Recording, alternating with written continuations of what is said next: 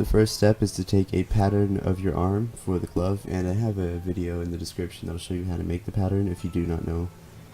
And you're going to want to trace around your hand right here, and you're going to want to make sure that your hands are a bit spread out when you make the pattern for the glove. That's going to help later when we make the glove itself. And you're going to also make sure that your thumb is sticking out. And we're also going to take that thumb piece right there and cut it away. And you don't have to do this, but I feel like this adds a bit more flexibility. So all you really need to do for the thumb piece is just to cut out a piece of fabric that's big enough to wrap around your thumb, and also big enough to fit inside the hole in the actual glove piece. And then you're also going to need to make a duplicate of that exact piece to go into the other hand. So there's the two thumb pieces right there, as you can see. And next we're just going to take the pattern onto a piece of fabric that's wide enough for it and cut out and slowly cut around the pattern like so. And I do suggest that you leave about an inch away from the pattern just to allow for some more space, just in case you make mistakes. And because when you sew the pattern it gets a bit smaller because the sewing lines take up about a half an inch of space in the pattern. Also, another thing you need to do is cut out another piece for the palm. Basically the part that goes around your arm is enough to wrap around your arm, but the piece for the palm needs two separate pieces, two mirrored pieces, in order to fit around your hand. And as you can see right here, you just lay down another piece of fabric and cut it out like so. And right here, it's pretty obvious where that goes on. That's just the band for the arm. And then you just take the two ends of the palms, pieces for the palm, and you just sew the edges together like so. And make sure not to sew close the thumb piece, the thumb hole.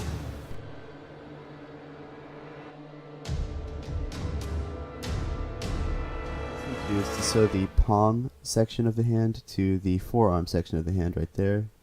Basically you'll have a space that's open up, you just want to close it down, sew it down. And then we just take the thumb piece, and while the glove is inside out, the thumb piece is right side in. Stick the thumb piece inside of the glove and then sew around the edges carefully. This is another method. I just hand sewed it on and then sewed it on with the machine afterwards, which worked, but my way I described was easier. Now for a test fit, just to make sure everything works out and fits well. Alright, and one way to make the fingers for the glove is to take a piece of tissue paper that's the size of the palm piece for the glove and trace around your fingers, pin them in place, and then carefully sew along the edges like so. This works if you're really careful, and it didn't work for me, and it ended up well, a little bit too tight. So after a long time of having to go in there with the seam ripper and undoing that, I decided to go at it a different angle. I put the glove on, and then I measured the in-between spots like so. I don't recommend you put the glove on and pin them in like that. But yeah, I put the pins in where the separations between my fingers would be, so in between my fingers. And then I carefully took the glove off, which was pretty dangerous. Could have poked myself, so just do it with the glove off first. Anyways, we're just going to be cutting inside right there, as you can see, and this will make the separation for each finger section. So to compensate for the space that we lost, we're going to take a long strip of fabric about a ½ inch wide and about as long as a finger's length, and we're just going to stick that into the hole that we just created by cutting it in half, and we're going to reconnect the sides. If what I'm saying is a little bit confusing, I can show you right here. I just pretty much took that extra strip of fabric and put it in between the holes of the fingers, as you can see right there, and I hand sewed it in just to make sure everything fit well. It's a lot easier if you hand sew it in first, which is just you just need to do a basic running back stitch. I'm sorry, just a basic running stitch, just back and forth all along the side of the glove, and that'll keep it in place. And if you need to make an adjustment this early on, it's going to be easy to fix it rather than just going straight to the sewing machine. Anyways, once you have that done, put it on for a test fit to make sure everything fits well. As you can see, there's a lot of space that needs to be cut off right there. There's a lot of space that needs to be tightened in order for it to look good, but we're starting to get there. And this is going to be a trial and error process, so like I always say, take your time and be patient with it. We're going to take the finger and we're going to sew just one side, and you want to make sure that you don't close up the finger completely. You're just going to take one little edge of the fabric and just sew it down, like so. And you're going to want to do this really carefully, really slowly, so you don't accidentally sew close one of the areas of the finger like I did numerous times. And then you're going to take the white threads out.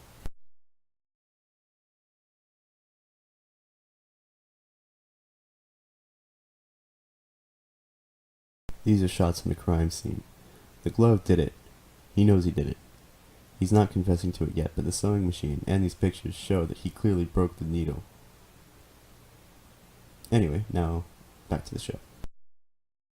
Now we're going to move on to making the claws for the back gloves, and that's done by taking a piece of paper or tissue paper and starting by making the drawing for how you'd like them to look. And this is where you can express a lot of creativity and just make it your own. And as you can see right here, I just went for a basic, curved triangle shape, I guess you could say. Kind of like a claw or a saber tooth. And then once you cut that out, you're going to want to put it onto the foam piece. And you can see there's some foam right there. Or you can use cardboard. Cardboard might be a bit more stiff, it might keep it shaped more. The foam was a bit flimsy. Anyway, you're just going to want to trace and recut. And after you have the one pattern down, you just cut that out like so, going carefully around the edges. And then you just put the fabric onto another piece of foam and then repeat the process until you're happy with how many. I made about 6, 3 for each arm, and then I doubled them up. And I used a pencil because on foam, pencil shows up better than pen because it creases in there.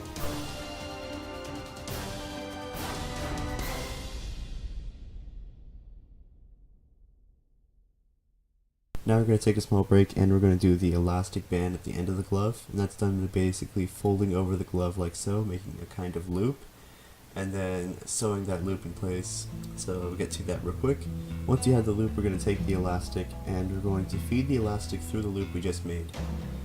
And there's probably an easier way to do this. I think it's with a safety pin on the end of the elastic and then just easily push it through.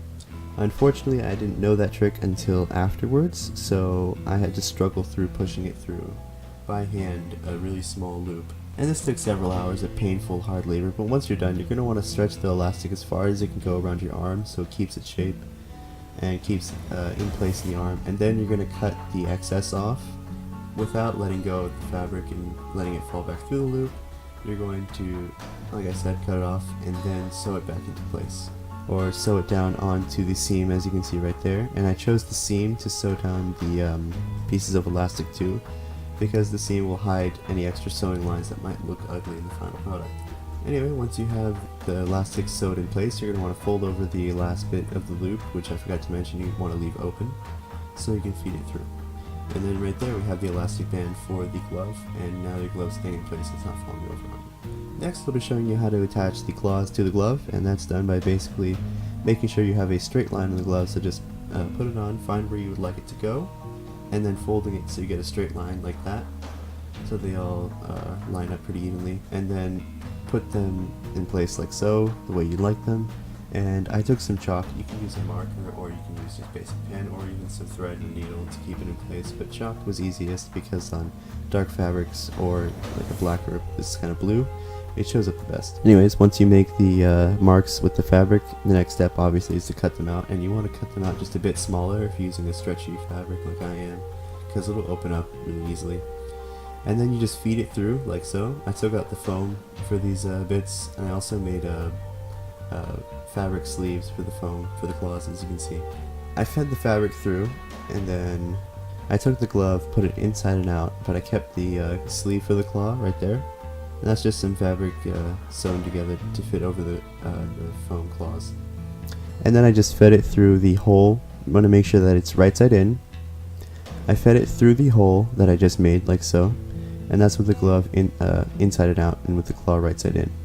This is also the first way to make the glove, as you can see right here, and then you just carefully line up the edges of the glove with the edges of the claw, making sure not to close up either end, and then carefully sew up one end and then the other end, and then you should be done.